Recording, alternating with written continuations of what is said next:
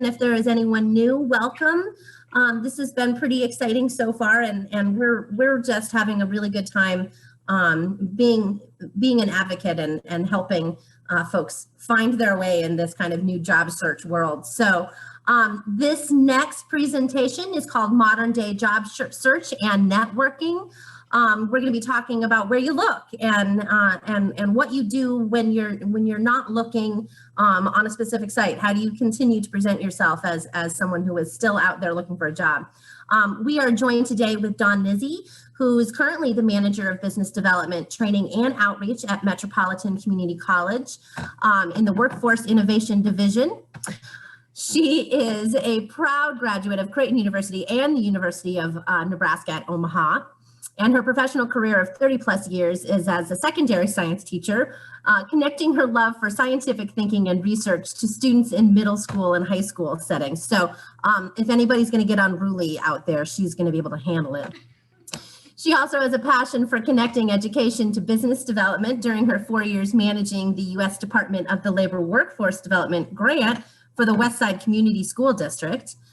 Dawn's also been privileged to connect more than 500 high school students to experiences, training, and education that promotes the growth of our students, filling the need in the H3 career fields of healthcare, engineering, architecture, manufacturing, marketing, computer science, and finance. She did all of this as the director of Westside CAPS, which is the Center for Advanced and Professional Studies. So we are excited to have such an expert in talking about where to look for your next opportunity. So Dawn, go ahead and take it. Actually, before I do, Kaisi, do you have anything that you want to throw in there? No, I'm just really looking forward to seeing what Dawn has to present today. I've really enjoyed getting to work with her over the past couple of months and bouncing ideas back off of one another. So I'll let Dawn go ahead and get to it, and I'm really excited for this. Okay, a couple of quick housekeeping really quick before Dawn gets started. Christina may jump in if there is an issue, so keep your ears out for her. And to our participants, if you have a question, go ahead and use our Q&A box down below, and we will answer it either as it's coming up or at the very end. So go ahead and shoot us your questions. All right, Dawn, take it away.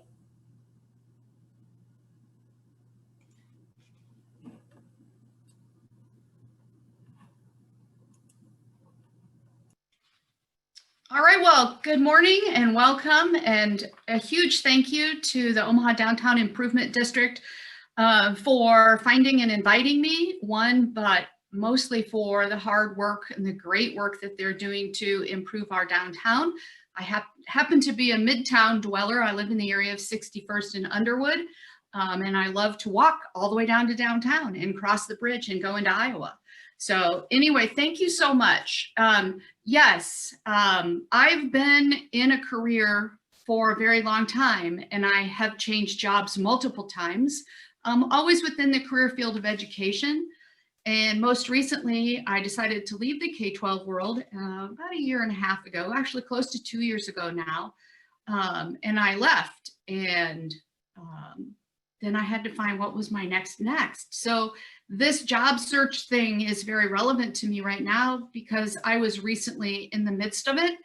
And I can tell you I'm 57 now, as a 50-plus-year-old woman. And if you are 50 plus, you may be experiencing some ageism. So I can tell you it is tricky. The great thing about Omaha is that if you are willing to do the work and seek out the opportunities, Omaha is rich with opportunities. So we'll take some time and go through what we're doing. And I'm going to assume everyone can see my screen, because if they can't, they would let me know. It should have the title of Modern Day Job Search and Networking. So I don't have all the answers. I don't know everything. But I do know what I've experienced, both with students, with peers, and again, personally for myself. And putting this together was really eye-opening and great. And I hope that you can leave with some ideas. I feel like I'm going to give you a lot of information, and so pick and choose what's meaningful for you. This audience can be pretty wide and varied, And so some things may not apply to you and other things might be great. If something really resonates, you want more information, you think I'm the person, we have provided my contact information at Metropolitan Community College. So please do reach out to me. I would love to continue the conversation. My LinkedIn account has also been shared, not that it's that hard to find. I love to connect with people on LinkedIn. So please, if you reach out, I will certainly connect with you as well. All right, so Metropolitan Community College Workforce Innovation Division, that's a mouthful. I'm going to take you there super quickly here just so you can see we're located on the Fort Omaha campus, although I am conveniently located in the spare bedroom in my house at 61st and Underwood right now. So I'm not on campus, but this is our building when we are on campus. It's building 24, the Kate building. It is an amazing structure. And you can see that we have corporate training, career skill advancement, adult ed. I'll talk about that a little bit today. Corporate online, our facility. So just to let you know, when that is talked about, that is what it is. And so I've given you a link to that, should you be interested. All right, overview of today. And I think you had access to these if you chose to have access to my slides prior to the presentation. Really feel like there's 5 areas to think about, to focus in on as you make that either finding that next job or maybe you're wanting to make a change. So it's really important to know yourself. So I'll provide you with some tools and I have firsthand experience with them. So I don't say I speak with authority, I speak to you with experience of these tools. Know your skills. What do you have to deliver to offer right now? Grow your skills. You have to have a mindset. I really encourage you anyway to have a mindset of I will continue to learn and I will find ways to enjoy continuing to learn. I hope in the adult learning world around trainings and certifications and degree programs that you have an experience that's maybe more interesting, more active than perhaps your K-12 experience was. A lot of things have changed. Who knows you? So this is kind of that network piece. And then the last piece that I will address with you is this idea of maybe your next job is building your own business. Huge opportunity for that right now. All right, so know yourself. Kind of broken this down into 3 areas. Know yourself as your personality, know your talent, and then lastly, kind of have a sense of what are you interested in doing. So is it construction that you're interested in? Are you totally a people person? Do you want to work inside? What are those sorts of things? So as far as personality, a couple that you hear in particular in the Omaha area, a couple of very, like I say, widely used and people will refer to them are the DISC and the Myers-Briggs and MBTI. So a quick look at the DISC. So the DISC profile, welcome to the new site. So here you go, connect you to this. And what I wanted to do was just take a minute. These again are all around, if I know me and you know you when we're working in a team, and I know that I want to appreciate you and value what you bring to the team, then that's going to help a work environment be a whole lot more satisfying and engaging for people. So these are sort of their big, if you're sales skills, because you know yourself, you know others, raising your own self-awareness, make conflict more productive. Can conflict be productive? Absolutely. Thank goodness for conflict. Thank goodness for people pushing back on the status quo. Anyway, so what does DISC mean? Here's a quick look at the DISC styles. So you might hear people, oh, I'm a D. I'm a really strong D. My daughter works with someone who's a very strong D. That's dominance. I'm a strong I have influence. I'm an influencer. Steadiness, and then conscientiousness. And if you go in and explore, you can see what all of these things mean, and most importantly, how your 4 different talents work together to help you understand who you are. If there's one caution or one piece of advice that I would provide to you around all of these assessments, especially personality assessments, talent assessments, is if you can, participate in several or take several of them and look for the patterns and themes. There's probably no one assessment that can truly identify who you are. First of all, we all change over time. Our views, the things we learn, the experiences that we have in life can create those changes in us.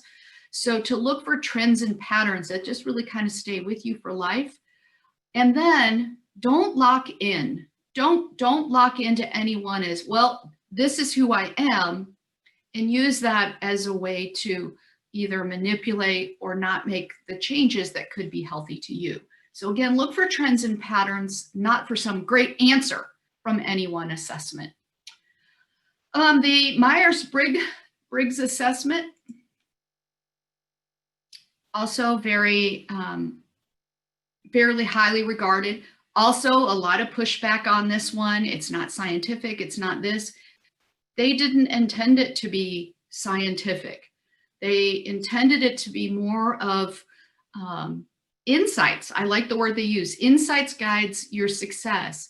So the DISC, the Myers-Briggs, again, when you have the opportunity to take these assessments, it allows you to get the trends and patterns in yourself to help, to help you identify who you are and talk about who you are and work with others. MBTI or Myers-Briggs types, you may hear people, oh, I'm an ESFJ. DISC does that too. They use the letters. So if you're curious, there's explanations of this, and you never have to take the assessment if it isn't something that interests you. So again, the two personalities that I'm not going to say I recommend them, that I'm making you aware of if you weren't already, are the DISC and the MBTI. There are lots of other ones, but those are two that I know are commonly used and people talk about in Omaha. Another one, since we are the home to Gallup, is the idea of identifying our talent. And this is based on 34 talent themes. And the reports give you your top 5 talents. Again, this may be something you are seeing or hearing in Omaha, or even maybe you have experienced. This is great. A lot of times people like to put their top 5 themes, talent themes in resumes, on cover letters. Make sure that you know what those mean for you. So what are experiences in your life? If you are a learner, what does that mean to an employer asking you in an interview? Oh, so tell me about this learner strength or talent that you have. How does that help you in the workplace? So I just caution you, if you use it, you should, it's great. Make sure you understand how it represents you. Again, it's another great way to identify those trends and patterns in who you are around your self-awareness. The last one is actually one that is supported by the Department of Labor. And I really value this one because it's open to all of us. There's no cost, there's nothing, and it's very, very valuable. And this is more one that is going to help you with your interests. So, okay, I know who I am. I've done X for so long. I want to do something else. I just don't know what I'm interested in. I don't know what's out there. I don't know what I'm interested in. I would direct you to the ONET Interest Profiler. No cost. It's seamless to take and get results. And it could, again, help to guide how you are proceeding with the positions you may wish to apply. So again, that ONET is provided to us by the federal government. Oh, take a breath here. I tend to be able to puke out a great deal of information. And as I did my own thinking and research for this, I realized, wow, there's a lot out there. All right, so now you know yourself, and maybe some of you already have a pretty good sense of who you are.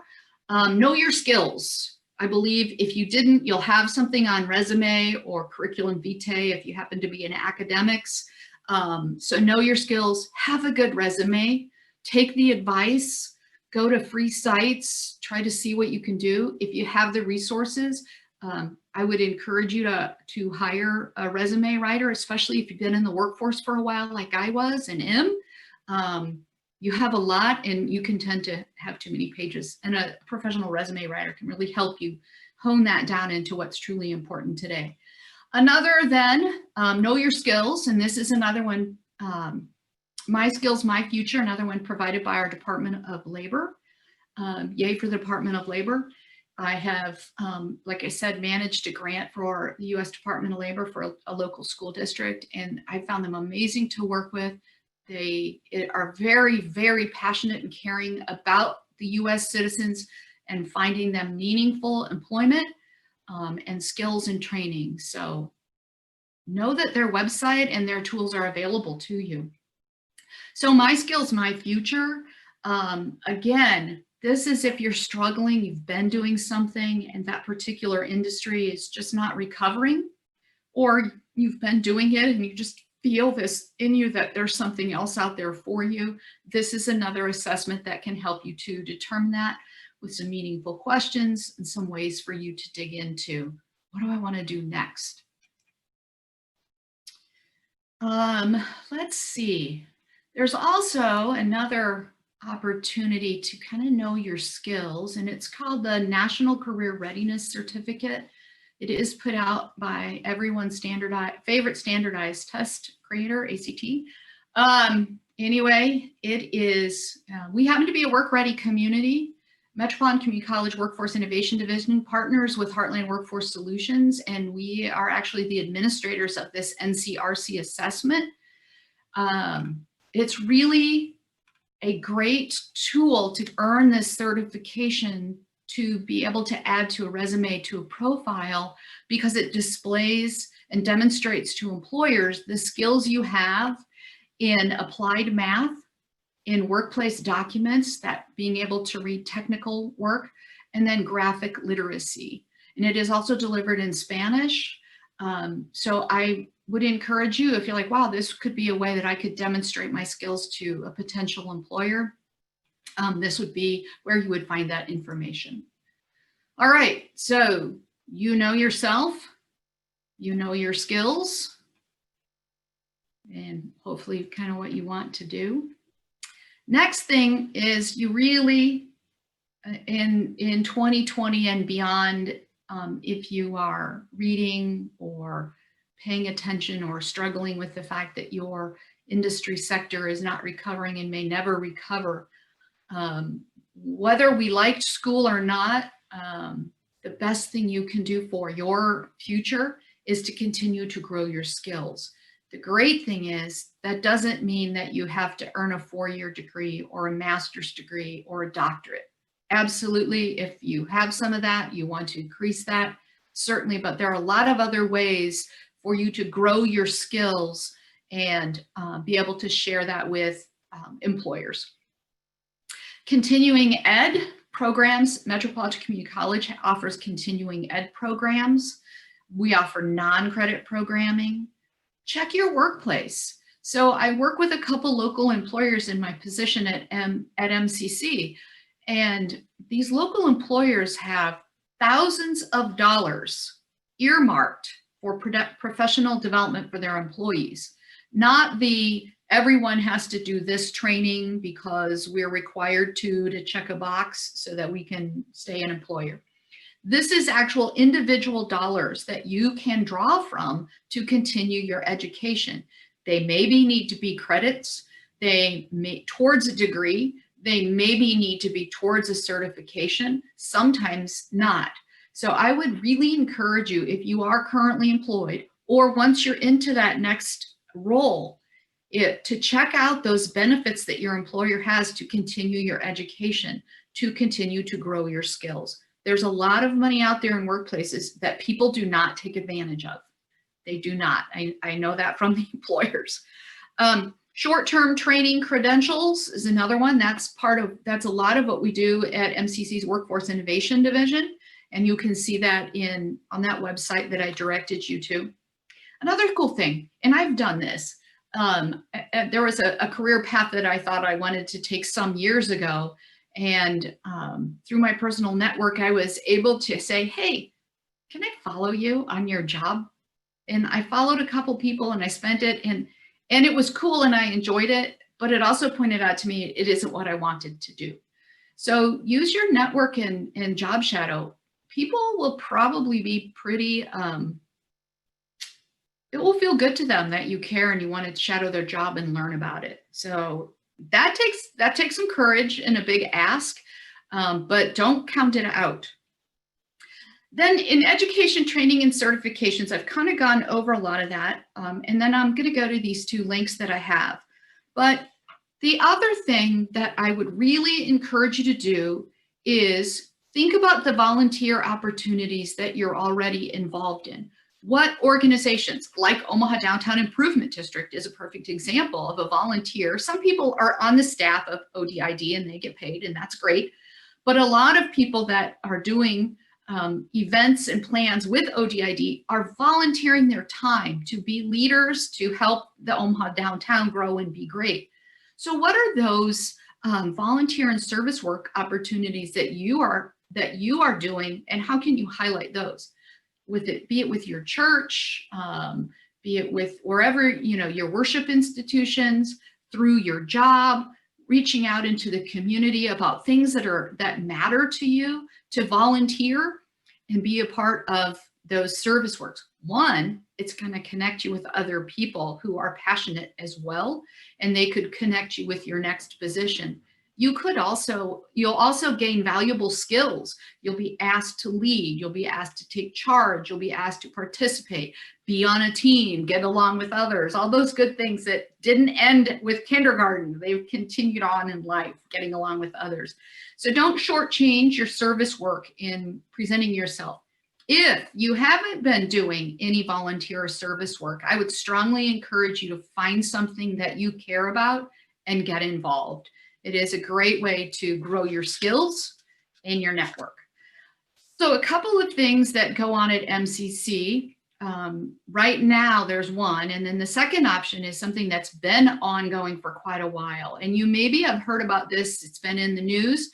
We're working with the Omaha Chamber of Commerce, and they're making calls on our behalf as well. And this is funding that came from the CARES funds from the federal government. Each state was given an allocation. Nebraska got its allocation, and it was determined that the retraining initiative, the workforce retraining initiative dollars would go towards what's called the CARES scholarship, and it would be distributed through the Nebraska Community College system. So Metropolitan Community College, specifically in the Workforce Innovation Division, we are managing the state's, which came from the federal government, CARES scholarship money. And so I'm going to quickly take you to that link. If you are unemployed right now due to the coronavirus, layoff, industry gone, whatever it is, you are unemployed, most likely you are going to qualify for this scholarship. It is an $1,100 scholarship that can be used toward credit classes, and it can be used for certification and non-credit. There's the website has all kinds of information on the different things.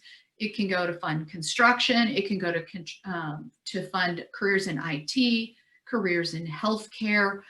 You would simply make the application, and then MCC would reach back out to you to set up an appointment to do an interview to find out where is that interest for you and how can you best align those dollars to your goals. It's a wonderful, wonderful opportunity for those who are unemployed right now due to coronavirus. Please take advantage of it if that happens to be you. You just never know what cool thing you could do right now while you're waiting for that next opportunity.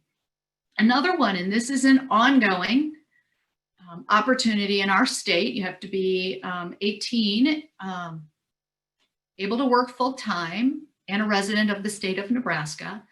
And this is gap assistance programming, and this pays for there's a huge list of programs. For instance, we have Project Management Academy, which is like a 6-month program and ends with this taking of a certification to be a project manager. People who qualify for gap funds can use that money to pay for what's a pretty pricey program. Another one is our 9-month code school program to end up being a full stack Java developer. Gap funding, if you qualify, can pay for that, along with other things. So if you are unemployed, or this has nothing to do with CARES, or underemployed, this could be something you may want to check out. It does have income requirements. for you to qualify, but we've been able to qualify a lot of people right now due to what's going on with the coronavirus. All right, check my time here. Ooh, I'm talking pretty fast. Certifications, there are so many industry certifications out there. MCC offers a lot. There are a lot in online environments as well. Again, you kind of need to know your skills. You need to know who you are, what you want to do before you pursue just kind of willy-nilly any sorts of certifications. But certifications, again, are a wonderful way to grow your skills. About 2 years ago, as I was thinking of transitioning out of K-12 education, one of the things that was recommended to me, because I like to manage projects and help people reach their goals, is to become a certified Scrum Master. And so that was a certification I earned. Right now I'm in the Project Management Academy to earn that certification. So especially if you're moving from one industry where you can take a lot of the skills that you developed, but you need a couple other new things added to your repertoire so that you're more marketable in that new work environment. Certifications are a great way to demonstrate, one, that you're willing to learn, and two, that you're interested enough in that industry that you'll get certified in those areas. All right, moving on here. Who knows you? The network, if you will.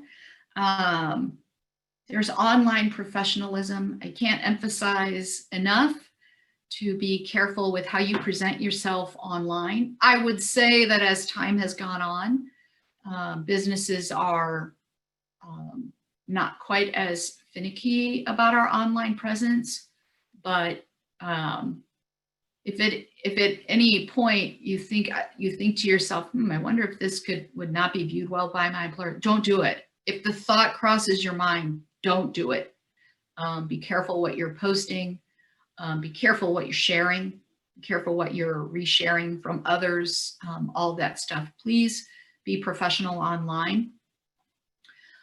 In all of the different social media platforms, employers typically are able to access all of them. I think the most important one is to be professional on and to set up. If you don't have a LinkedIn account, I would highly encourage you to get an account with LinkedIn.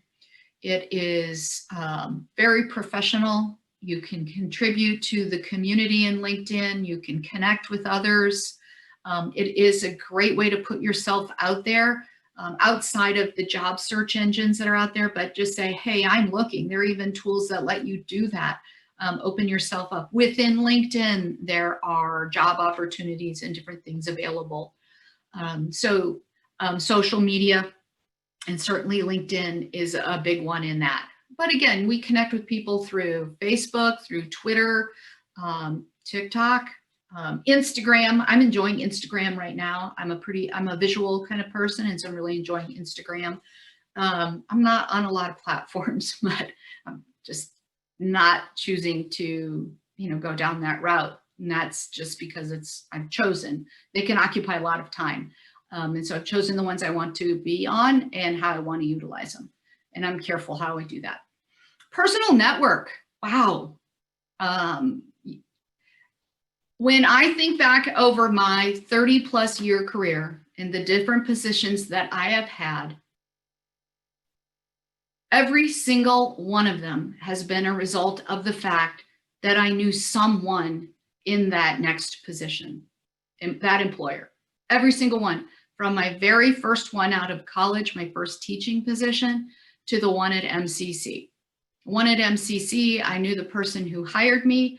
I knew her because we served together on the STEM ecosystem on one of the committees. We served together on that committee, so we had worked together. We knew each other. We knew that we were both team players. We knew that we both liked to get things done. So then when the position came open and I applied and interviewed, she knew who I was already. So again, that kind of steps back to that again.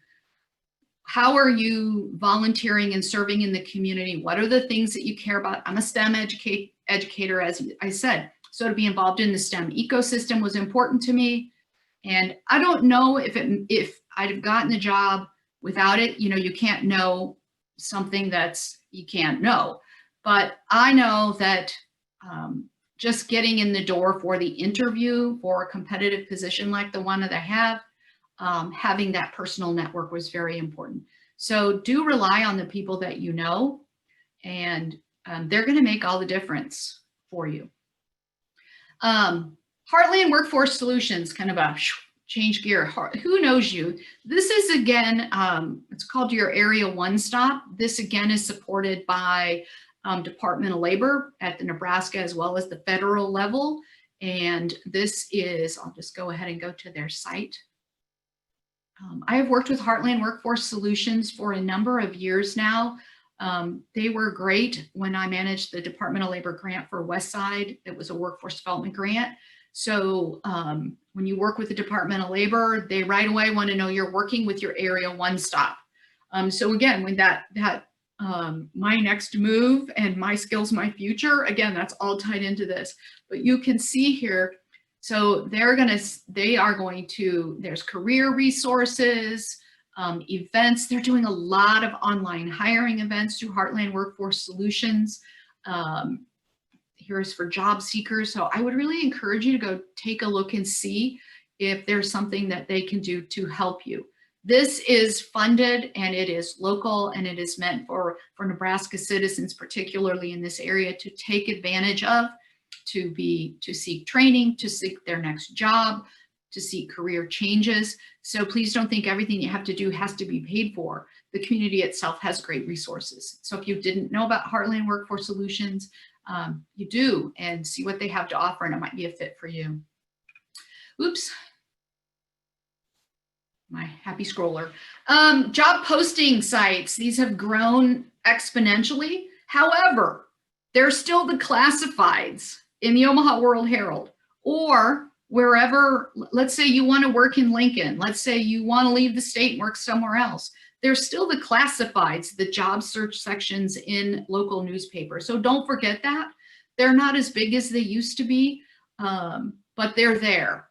And a lot of times too, I think if an employer is still advertising in local newspapers, classifieds, they seriously need local employees. So keep that in mind. But here are 4 very popular job sites, and that allows employers to post, but then it allows you. So Indeed.com is one. Again, what are you looking for? Who are you? Where do you want to be? What's your salary? Go for it. Indeed.com is great. ZipRecruiter. It seems like a lot of the things that I listen to in podcasts, ZipRecruiter is really promoting itself a lot. Really to employers too. Hey, ZipRecruiter, you're going to find, I think the tagline right now is you'll find a candidate, X% of you will find a candidate, qualified candidate within 24 hours kind of thing. So this again is job search, businesses, putting you all together with your resume and any other things that you have to offer and helping you find a job. Glassdoor is kind of cool. Glassdoor actually has also like rating. They kind of rate employers, and maybe say the other ones do, but I've noticed with Glassdoor, it's really, it's kind of a part, it's the kind of the thing that makes them different is they really are rating employers too. But here's, just going to their site right here, here's all that's out here, who's applied, you've got your salary ranges, how far from Omaha do you want to be, all of that. So Glassdoor is really cool. The other thing is some employers will advertise across all of these different platforms. So it's a good chance you're going to see them across the platforms, but take advantage of these. Yeah, it might be, you may find that you know someone that works there. And again, use that, circle back to that network. The last one is Monster.com. What I really like about Monster, it's probably, I think, if not one of the original online job posting job sites is, well, there's Resume Help, but I think some of the other ones have them, career advice. This is really cool in Monster.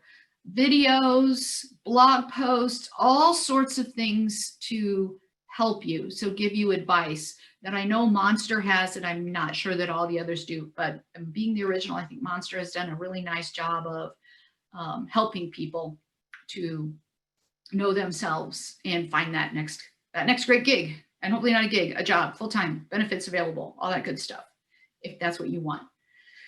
Okay, who knows you?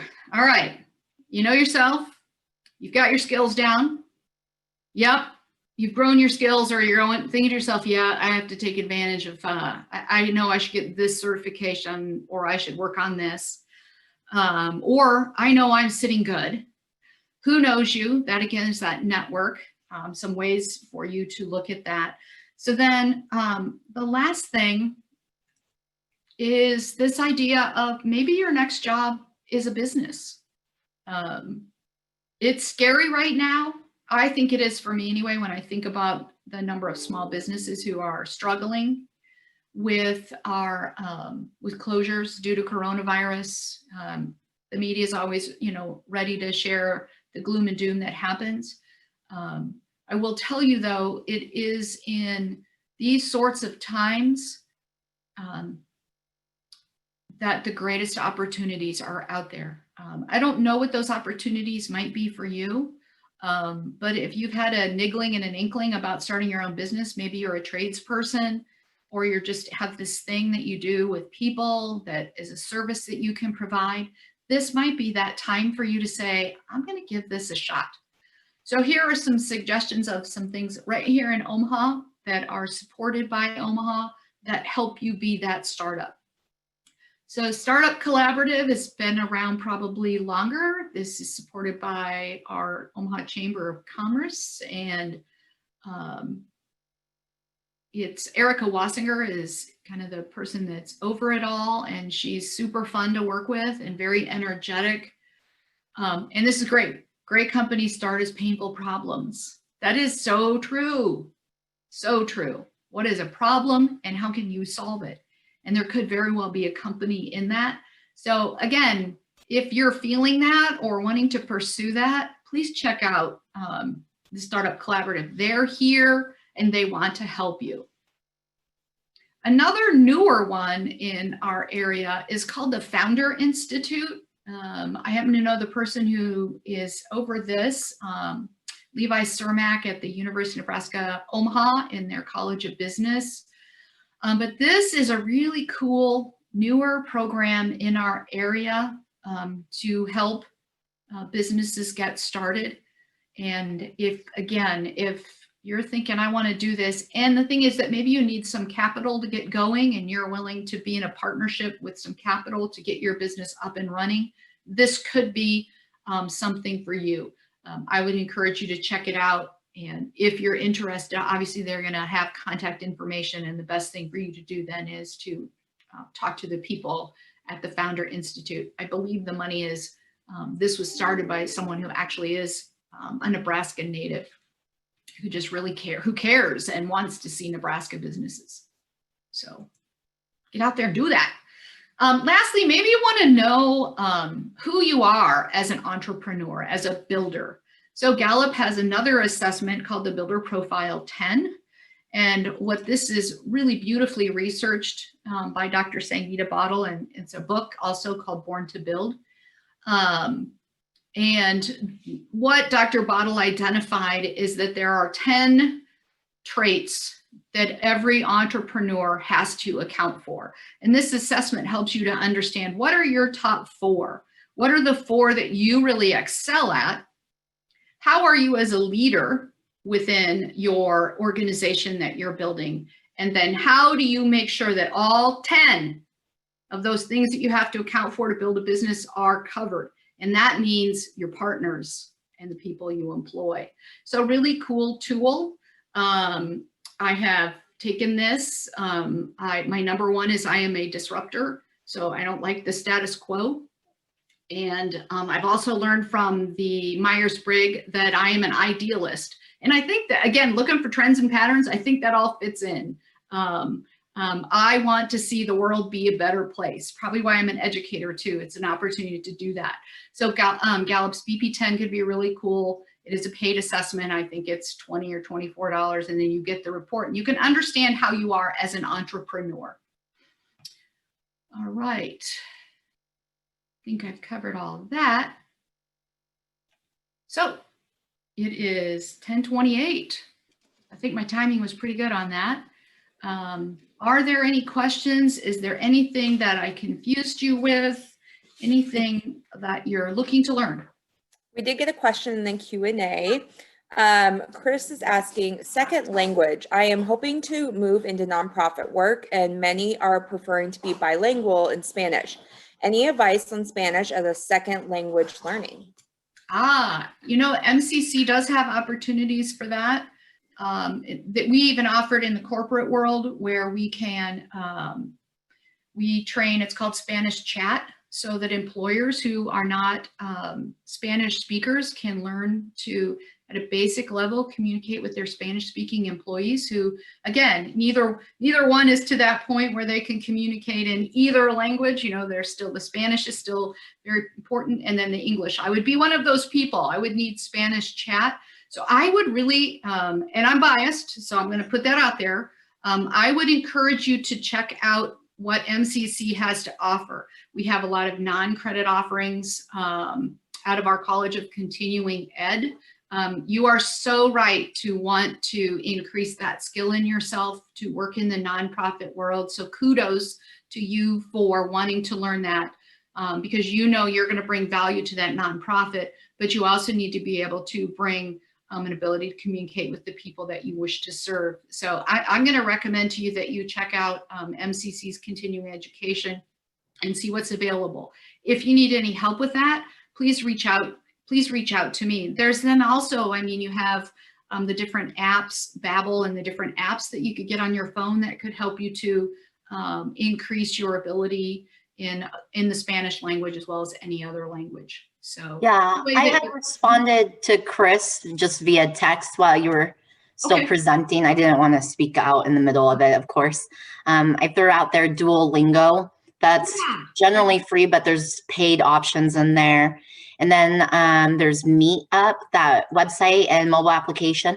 I know sometimes there's groups where people meet up for Spanish conversation. They'll meet for like happy hour or something and just try talking Spanish. I don't know what they're doing right now in the middle of COVID, if they're still doing that, just electronically or in small groups. But I also actually speak Spanish, which I did mention that.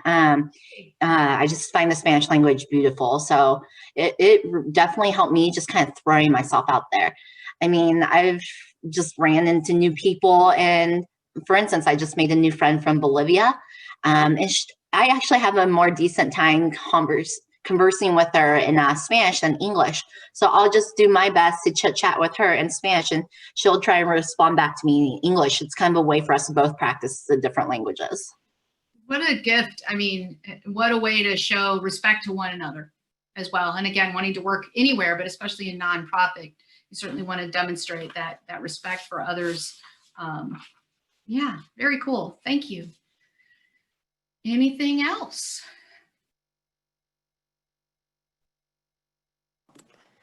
All right, and you can unmute yourself as well, the attendees, and these links and her presentation are on that website link that I posted in the chat, so you can go back and check on that. Mm-hmm. Other than that, are there any other questions? I did add all of the links into the Google Drive PowerPoint presentation as well. So the links are in both places if, or whatever, if that's helpful to people. So reach out to me too. If there's something and you don't want to, or you think of it later, that's me. I think of stuff later. Please reach out to my MCC email and I'm happy to help. So I've been trying to listen in the background. I'm still working today, but if you already answered this, I'm so sorry, but I know you talked about the personality assessment. Can you talk a little bit more about, just with your personal experience, how it's been most beneficial? Where have you been able to actually apply it? So has it helped you understand your manager, your people who work under you, that kind of thing? How's that helped you connect with people who maybe right off the bat you don't interact with as strongly as you do with other people? Yeah, great. Thank you. And again, it's hard to know others until you know yourself. And like I said too, I did not answer this though. How has it helped me? I've really sought out trends and patterns. I don't see the Gallup talents, top 5 talents, the Strengths Finder as my be all to end all. When I look at the, I haven't taken the disc that I can recall, but I have done the Myers-Briggs and I've done the BP10. And what I would say is that they just help to put in perspective who you are. And I think the other piece, and for me in particular, the Gallup Strengths, the Clifton Strengths, and the BP10 really did this, is everything, all the talents, all the skills, all the ways we are each ourselves, we're all weird and we're all odd. And in all of that weirdness and in all of that oddity, that's what builds great teams. And so if we can get past the fact that I have this weirdness and you have that weirdness, but when we put those two things together, wow, do we get stuff done? And that has been the most valuable thing for me in the workplace, is realizing that I don't want everyone in my workplace to be like me. That'd be the worst thing in the world. And I think the BP10 assessment around entrepreneurs is very valuable for team building, and is a fairly simple assessment to understand. But if everyone is like me, we are not going to accomplish all the things we want to accomplish. First of all, we won't identify as many things to accomplish if we're all like I am, or if we're all like you are. So when you are seeking to be an employee, if you happen to be an employer or you're starting a business, it truly is important to have diversity. And diversity in the ways that we're weird and the ways that we operate and the ways that we think are as important as gender, are as important as our ethnic backgrounds, our religious backgrounds, where we live in Omaha or where we live or where we've come from outside of Omaha. Those are the teams when they, and they're hard, it's hard, but those are the teams that when they can be built are the most powerful in creating change. And there's a great deal of research to support that. If everybody is the same, you just keep doing the same thing. And if your goal is to do the same thing, okay. But again, I told you I'm a disruptor, so I don't like the status quo. So again, I got to give you my bias. If I'm in a group with you, you're going to go, oh God, there she goes again. And that's fun. If you're working in an environment that wants you to be that disruptor, if you're in an environment that doesn't value that, probably you're both going to be unhappy. So that's the other thing that I would suggest out of that question. Please don't fit yourself. Don't make yourself the fit for that role.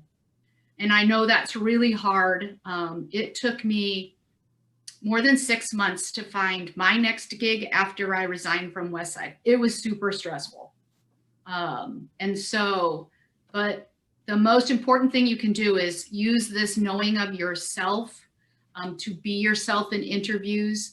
And those are the sorts of work environments, one, that are going to value you, and two, that you're going to be engaged in value as well. So.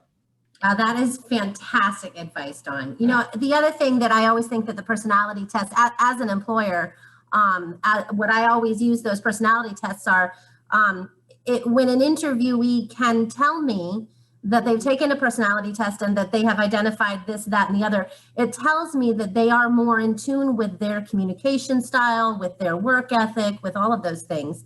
And it helps me as an employer, knowing my own personality type, to know how I'm going to communicate with them. So it really is, those personality tests, they're fun, first of all, because you do learn more about yourself, but they really are a tool to communicate once you get a job, but absolutely to communicate with during interviews. Mm-hmm. When you only have 5 minutes with someone you don't know to be able to figure out their body language and their speech patterns and how they're thinking, to be able to answer questions in a way that they really hear you and see you and value you. So that was a great question, Kaisi. Yeah.